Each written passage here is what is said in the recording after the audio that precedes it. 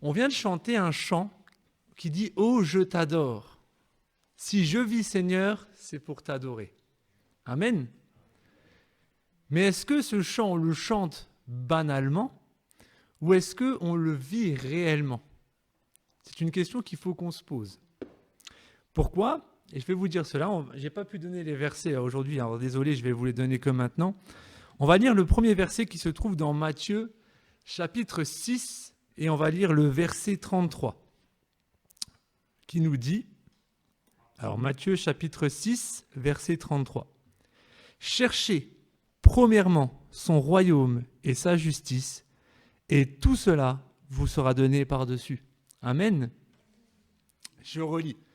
« Cherchez premièrement le royaume, premièrement son royaume et sa justice, et tout cela vous sera donné par-dessus. » Amen. C'est quelque chose d'incroyable. Premièrement, cherchez le royaume, et toutes ces choses vous seront données par-dessus. Si ce soir je vous parle de ça, c'est parce que c'est ma femme qui m'a mis une petite claque dans la semaine. On parlait de choses et autres de la vie quotidienne. Et heureusement qu'on a des femmes. Pour ceux qui sont mariés peuvent confirmer. Heureusement qu'on a une épouse. Et parfois, on dit à notre épouse de se taire.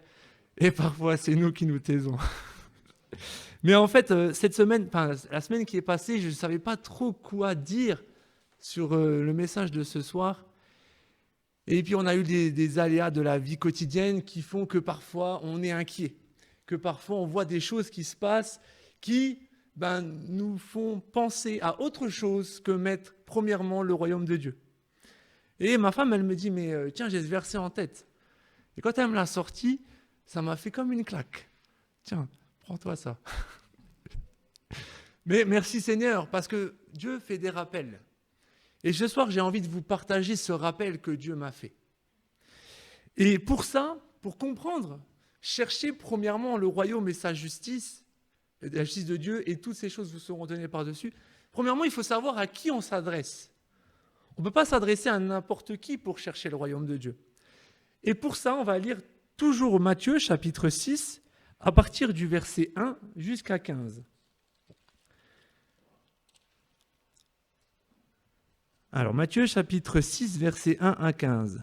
« Gardez-vous de pratiquer votre justice devant les hommes pour en être vu autrement. Vous n'aurez pas de récompense auprès de votre Père qui est dans les cieux.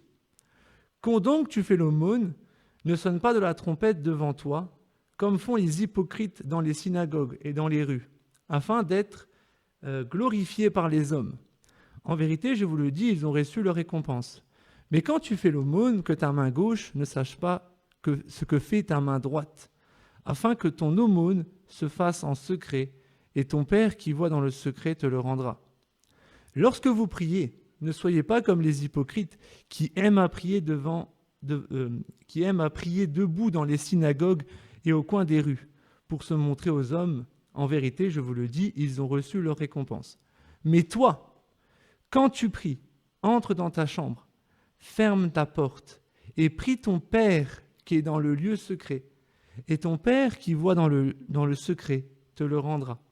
En priant, ne multipliez pas de vaines paroles comme les païens qui s'imaginent qu'à force de paroles, ils seront exaucés. Ne leur ressemblez pas, car votre Père sait de quoi vous avez besoin avant que vous lui demandiez. Voici donc comment vous devez prier. Notre Père qui es aux cieux, que ton nom soit sanctifié, que ton règne vienne, que ta volonté soit faite sur la terre comme au ciel. Donne-nous aujourd'hui notre pain quotidien. Pardonne-nous nos offenses, comme nous aussi, nous pardonnons à ceux qui nous ont offensés. Ne nous laisse pas entrer dans la tentation, mais délivre-nous du malin. Car c'est à toi qu'appartiennent dans tous les siècles le règne, la puissance et la gloire. Amen. Si vous pardonnez aux hommes leurs fautes, votre Père céleste vous pardonnera aussi. Mais si vous ne pardonnez pas aux hommes, votre Père ne vous pardonnera pas non plus vos fautes. » Voilà. Quand on lit ce verset, c'est Jésus qui fait toujours un enseignement et qui enseigne à ceux qui sont là, aux disciples, à ceux qui sont là, comment prier. C'est une prière simple que tout le monde connaît. Mais la prière que Jésus a faite, elle est complète. Premièrement, si on peut la relire, à partir du verset 10, elle commence « Notre Père qui es aux cieux, que ton nom soit sanctifié ». Premièrement, on va vers la personne vers qui on sait qu'il est le roi des rois. On sait c'est qui. Il y a plein de faux dieux, il y a plein de fausses choses, de fausses doctrines. Mais on sait qu'on a un seul et unique vrai Dieu. Et quand on commence cette prière, que ton nom soit sanctifié. Pas que Olivier soit glorifié. Que ton nom, le tien. On va s'adresser à quelqu'un de plus fort, de plus puissant que nous.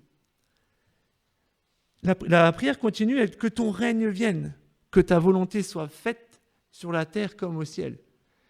Et là, je m'arrête sur cette phrase, que ta volonté soit faite sur la terre comme au ciel.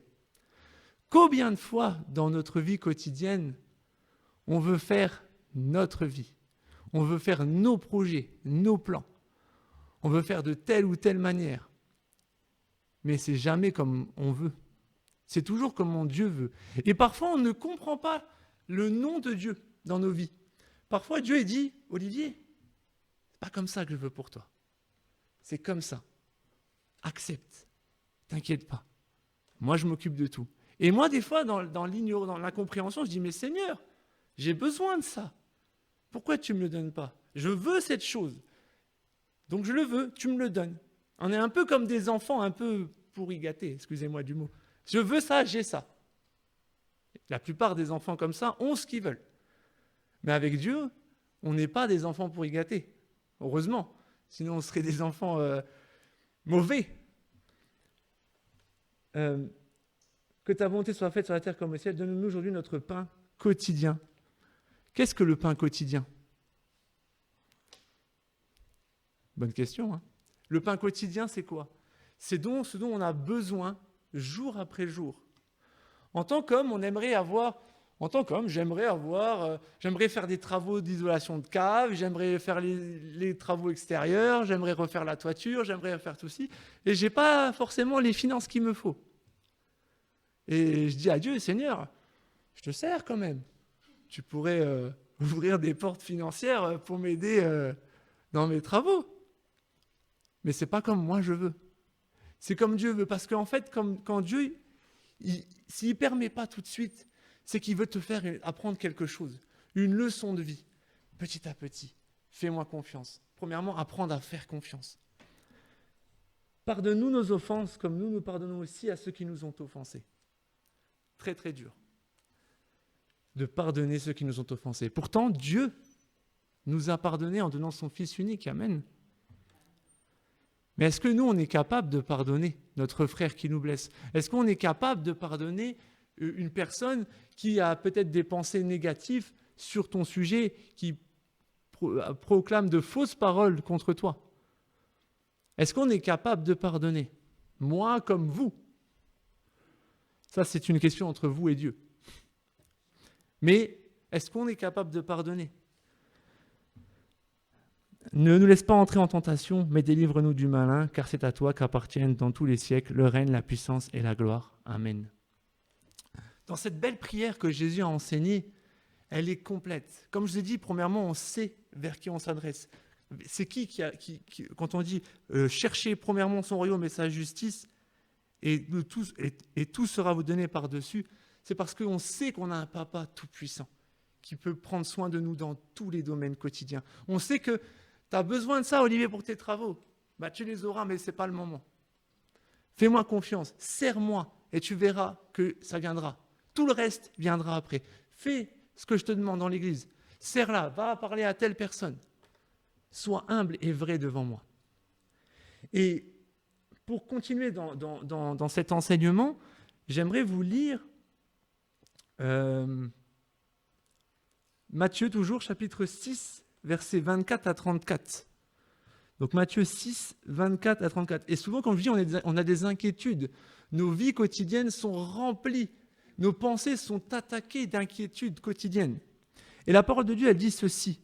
« Nul ne peut servir deux maîtres, car ou il haïra l'un et aimera l'autre, ou il s'attachera à l'un et méprisera l'autre. Vous ne pouvez servir Dieu et Mammon. C'est pourquoi je vous dis, ne vous inquiétez pas pour votre vie, de ce que vous mangerez, ni pour votre corps, de quoi vous serez vêtus. La vie n'est-elle pas plus que la nourriture et le corps plus que les vêtements ? Regardez les oiseaux du ciel, ils ne sèment ni ne moissonnent, ils n'amassent rien dans des greniers, et votre Père céleste les nourrit. Ne valez-vous pas beaucoup plus qu'eux ? Qui de vous, par ses inquiétudes, peut ajouter une seule coudée à la durée de sa vie ? Et pourquoi vous inquiétez au sujet du vêtement ? Observez comment croissent les lys des champs. Ils ne travaillent ni ne filent. Cependant, je vous le dis que Salomon, même dans toute sa gloire, n'a pas été vêtu comme l'un d'eux. Si Dieu revêt ainsi l'herbe des champs qui existe aujourd'hui, et demain sera jeté au four, ne vous vêtira-t-il pas à plus forte raison, gens de peu de foi ? Ne vous inquiétez donc pas en disant que mangerons-nous, ou que boirons-nous, ou de quoi serons-nous vêtus ? Car cela, ce sont les païens qui le recherchent. Or, votre Père céleste sait ce que vous avez besoin. Cherchez premièrement son royaume et sa justice, et tout cela vous sera donné par-dessus. Ne vous inquiétez donc pas du lendemain, car le lendemain s'inquiétera de lui-même. À chaque jour suffit sa peine. Amen. Et dans cet enseignement magnifique de Jésus, qui aujourd'hui est d'actualité, qui ne s'inquiète pas dans la vie pour un petit truc ? On est tous là, il faut que je pense à ça, il faut que je fasse ça, il faut que je m'occupe de ça, il faut que je prépare la chambre de mon futur bébé. Combien de fois j'y pense ? Mais c'est humain. Mais Dieu dit, ne vous inquiète pas. Olivier, t'inquiète pas. On va préparer la chambre. La chambre sera prête à l'arrivée du bébé. Amen. Et c'est comme ça. Et souvent, là, je prends l'exemple de ma femme qui est enceinte. Mais je peux prendre un autre exemple quotidien. De quoi on va manger ? Si j'ai plus moyen de payer mes factures de maison, comment je vais faire ? Quand j'ai perdu mon emploi, j'étais anéanti. Pourtant, j'étais content de ne plus travailler. Mais j'étais anéanti parce que je me suis dit, Seigneur, toutes les inquiétudes, elles sont arrivées. Il faut que je paye les factures, il faut que je fasse ça, il faut que je fasse ça. Et je voyais ma femme partir au travail. Et moi, j'étais au chômage. C'était cool la première semaine. Et après, c'était plus cool. Mais je veux dire, j'étais inquiet. Et mes pensées étaient tournées vers, il faut que je trouve un boulot, il faut que je fasse comme ça, il faut que je sois l'homme de famille. Et après, j'apprends que ma femme, elle me dit, ah ben c'est bon, je suis enceinte. Seigneur, je n'ai pas de travail, ma femme est enceinte. Comment je vais faire ? Comment je vais faire ? Et ça, c'est les inquiétudes humaines. Mais Dieu dit, ne vous inquiétez de rien. Je m'occupe de vous. Je m'occupe de vous. Vous avez plus de valeur que les oiseaux. Et pourtant, ils mangent à leur faim. Vous allez manger à votre faim. Vous serez vêtus comme Dieu veut que vous soyez vêtus, parce que Dieu prend soin de ses enfants. Amen. Et j'aimerais aussi vous dire que oui, il ne faut pas s'inquiéter. Je sais comment, là je viens de vous donner un exemple de à qui s'adresser, vous le saviez déjà, mais c'est un rappel, comment s'adresser par la prière, par un corps, enfin, par un esprit sincère, un cœur sincère. Mais j'aimerais vous dire quelque chose d'important qui se trouve cette fois-ci dans Marc, chapitre 10, du verset... Marc, chapitre 10, versets 13 à 15.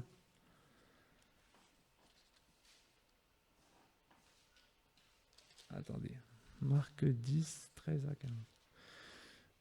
C'est quelque chose que je vais vous dire qui va être incroyable, mais c'est tellement vrai. Donc Marc chapitre 10, verset 13 à 15 nous dit « Des gens lui amenèrent des petits enfants pour qu'il les touche. Mais les disciples leur firent des reproches. Jésus, en le voyant, fut indigné et leur dit « Laissez venir à moi les petits enfants et ne les empêchez pas, car le royaume de Dieu est pour leurs pareils. En vérité, je vous le dis, quiconque ne recevra pas le royaume de Dieu comme un petit enfant n'y entrera point. » Puis il les embrassa et les bénit en leur imposant les mains. Pourquoi je vous dis cette parole ? C'est parce que là, je pense que les papas vont valider ce que je vais dire pour ceux qui sont papas. Que ce soit un garçon ou une fille qui va vers son papa. Quand un papa, sa fille ou son fils l'accueille comme ça, « Papa !» Quelle est la réaction du papa ? Bon, pour ceux qui ont des enfants, c'est d'être heureux. Son enfant qui court dans les bras de son père. Bientôt, je connaîtrai ça. Mais c'est merveilleux. Et un enfant, pourquoi la parole de Dieu, elle dit si vous n'êtes pas comme des petits-enfants, vous ne pouvez rentrer dans le royaume de Dieu. C'est parce qu'en fait, un enfant, c'est plus sincère qu'un adulte. Un enfant, s'il t'aime, il va te le montrer. Mais si un enfant, il t'aime pas, c'est un grand mot ce que je vais dire, mais il va te le faire comprendre. Et tu vas être deg, comme on dit. Tu vas être déçu. Et de cette même manière, Dieu, ce qu'il attend de ses enfants, c'est pas qu'on soit des enfants pour y gâter, mais c'est des enfants qui vont vers leur papa. Seigneur, papa, j'ai tout ça, toutes ces inquiétudes, je les dépose à tes pieds. Je les dépose, prends-les. Et ton papa qui t'aime, il va dire, t'inquiète, je m'en occupe. C'est vrai ou pas? Et je pense que les parents, vous êtes pareils, si votre enfant va venir vous voir et va vous dire, papa, j'ai besoin de ça. Et vous savez que ce qu'il demande, si c'est bien pour lui, tu peux lui donner, et si c'est pas bien, tu vas pas lui donner. Mais c'est pour son bien. Amen. Et de cette même manière, quand on demande quelque chose à Dieu, si c'est bien pour nous, il nous donnera, si c'est dans son plan. Si c'est pas bien pour nous, il ne te donnera pas. D'où l'importance de cette parole, soyez comme des petits-enfants. Le royaume des cieux est pour leurs semblables. Quand je dis d'être comme un enfant, ce n'est pas pour pleurer dès qu'on fait bobo. Hein. C'est vraiment d'aller au pied de son papa et dire, papa, je veux être près de toi, j'ai besoin de toi. Amen. Vous avez le droit d'être pas d'accord. Hein. Et ça, c'est vraiment un peu les attitudes que Dieu attend de nous. Et là, par contre, parfois, dans notre vie quotidienne, on a aussi des... Pardonnez-moi, j'ai tous les cheveux qui retombent. Dans notre vie quotidienne, on a... souvent, comme je dis, on aimerait ça, on aimerait une meilleure voiture, on aimerait de l'argent. Moi, si j'avais de l'argent, je ferais plein de travaux chez moi, comme j'ai expliqué, tout ça et tout. Et des fois, je me dis, ouais, Seigneur, si tu me donnes ça, ben, je fais. Si tu ne me donnes pas, je ne fais pas. Mais parce que je m'attends à mon Père. Mais parfois, quand on a beaucoup de biens, beaucoup de choses, des grandes richesses, eh ben, il est plus difficile d'aller vers notre papa que quand on n'a rien. Quand on n'a rien, on s'attend à Dieu. Quand on a tout, malheureusement, la plupart, pas besoin de Dieu. J'ai l'argent, je paye, j'ai ça, je paye, j'ai ça, je paye, piscine, jacuzzi, voiture de sport. Et il y a un exemple parfait dans la parole de Dieu qui se trouve dans Luc 18, chapitre versets 18 à 30. C'est cette histoire du jeune homme riche qu'on connaît tous. Et je vais vous la lire quand même, juste pas trop prendre de temps. Luc 18, versets 18 à 30 nous dit « Un chef interrogea Jésus en disant « Bon maître, que dois-je faire pour hériter la vie éternelle ?» Jésus lui dit « Pourquoi m'appelles-tu bon ? Personne n'est bon si ce n'est Dieu seul. Tu connais les commandements. Ne commets pas d'adultère, ne commets pas de meurtre, ne commets pas de vol, ne dis pas de faux témoignages, honore ton père et ta mère. Et j'ai dit, dit-il, gardez tout cela de ma jeunesse. Jésus, après l'avoir entendu, lui dit « Il te manque encore une chose. Vends tout ce que tu as, distribue-le aux pauvres, et tu auras un trésor dans les cieux. Puis viens et suis-moi. » Lorsqu'il entendit cela, il devint très triste, car il était fort riche. En le voyant, Jésus dit qu'il est difficile à ceux qui ont des biens d'entrer dans le royaume de Dieu, car il est plus facile à un chameau de passer par le trou d'aiguille qu'à un riche d'entrer dans le royaume de Dieu. Ceux qui l'écoutaient dirent « Alors, qui peut être sauvé ?» Jésus répondit « Ce qui est impossible aux hommes est possible à Dieu. » Pierre dit « Voici, nous avons quitté ce qui nous appartenait et nous t'avons suivi. » Et Jésus leur répondit « En vérité, je vous le dis, il n'est personne qui, ayant quitté à cause du royaume de Dieu, maison, femme, frères, parents ou enfants, ne reçoivent beaucoup plus dans ce temps-ci et dans les siècles à venir la vie éternelle. » Amen. Dans cette histoire du jeune homme riche, on a un homme qui connaît la parole, qui connaît tout. Il dit, j'ai mis ça en pratique depuis ma jeunesse, il le dit. Et Dieu lui dit, c'est bien, vends tout ce que tu as, donne-le aux pauvres et suis-moi. Et cette réaction du jeune homme riche, elle doit nous percuter, parce que il avait ce qu'il avait, il avait de grandes richesses. Et il a préféré, il est parti tout triste, parce qu'en fait, il s'est dit, mais pourquoi je devrais perdre tout ce que je possède. J'ai tout ça, j'ai galéré, j'ai travaillé pour avoir tout ça. Et souvent dans notre vie quotidienne, c'est pareil. Seigneur, j'ai galéré pour ce travail, je le mérite. J'ai travaillé, j'ai fait des heures sup, et j'ai fait ceci, j'ai fait cela. Ben maintenant, je ne suis pas d'accord de quitter ce travail. Mais en fait, c'est parce que le trésor de cet homme riche, c'était ses biens. Et ce n'était pas vraiment Dieu, notre Père. C'était vraiment ses biens personnels. Et parfois on dit, ouais, si je serais riche, je ferais ça, je ferais ça. Mais mon frère, ma soeur, si Dieu ne permet pas que tu es riche, c'est qu'il y a une raison. T'inquiète pas. Tu n'as pas les moyens pour ce que tu veux faire. Dieu pourvoira. Mais t'inquiète pas. Tu aimerais bien faire tous les travaux comme chez moi. Ça viendra. Mais ce n'est pas comme toi tu veux. C'est comme lui il veut. Tu as besoin t'as besoin t'as tout ça, tu as besoin de ça. Mais si ça prend plus de place que ton Dieu, alors jette tout ça. Parce que ton trésor est plus grand dans le ciel. Amen. J'aimerais encore vous lire un verset qui se trouve dans Jean chapitre 3, du verset 1 à 21. C'est l'entretien de Jésus avec Nicodème, qui dit ceci. « Mais il y avait parmi les pharisiens un chef des Juifs comme Nicodème. Il vint de nuit auprès de Jésus et lui dit, « Rabbi, nous savons que tu es un docteur venu de la part de Dieu, car personne ne peut faire ces miracles que tu fais, si Dieu n'est avec lui. » Jésus lui répondit, « en vérité, je te le dis, si un homme ne naît de nouveau, il ne peut voir le royaume de Dieu. » Nicodème lui dit, « Comment un homme peut-il naître quand il est vieux? Peut-il une seconde fois entrer dans le sein de sa mère et naître ?» Jésus lui répondit, « En vérité, je te le dis, si un homme ne naît d'eau et d'esprit, il ne peut entrer dans le royaume de Dieu. Ce qui est né de la chair est chair, ce qui est né de l'esprit est esprit. Ne t'étonne pas ce que je t'ai dit, il faut que vous naissiez de nouveau. Le vent souffle où il veut, et tu en entends le bruit, mais tu ne sais pas d'où il vient, ni où il va. Il en est ainsi de quiconque est né de l'esprit. » Nicodème reprit la parole. « Comment cela peut-il se faire ?» Jésus lui répondit, « Tu es le docteur d'Israël et tu ne sais pas cela. En vérité, je te le dis, nous disons ce que nous savons et nous rendons témoignage de ce que nous avons vu. Et vous ne recevez pas notre témoignage. Si vous ne croyez pas quand je vous ai parlé des choses terrestres, comment croirez-vous quand je vous parlerai des choses célestes ? Personne n'est monté au ciel, sinon celui qui est descendu du ciel, le Fils de l'homme qui est dans le ciel. Et comme Moïse éleva le serpent dans le désert, il faut de même que le Fils de l'homme soit élevé, afin que quiconque croit en lui ait la vie éternelle.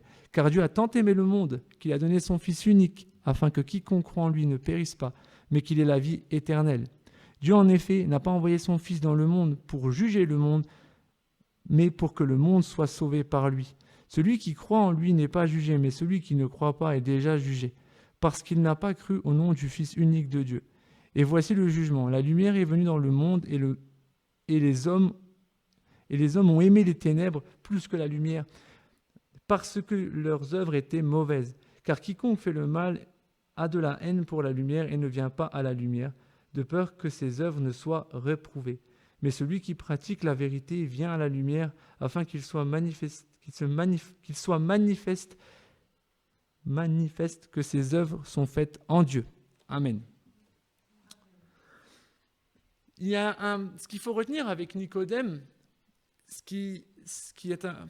Nicodème n'a pas suivi Jésus.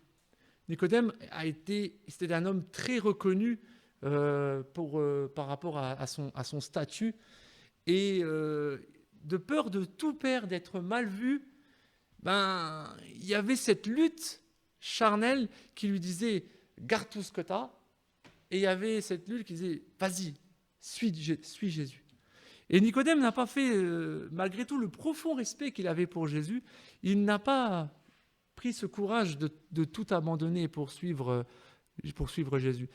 Et souvent, on a dans les églises, je ne parle pas chez nous, mais je parle dans les églises au quotidien, on a des frères qui ont des positions dans l'église, et je ne jette la pierre à personne, qu'on soit bien clair, et on a des positions dans l'église, et on s'attache à cette position.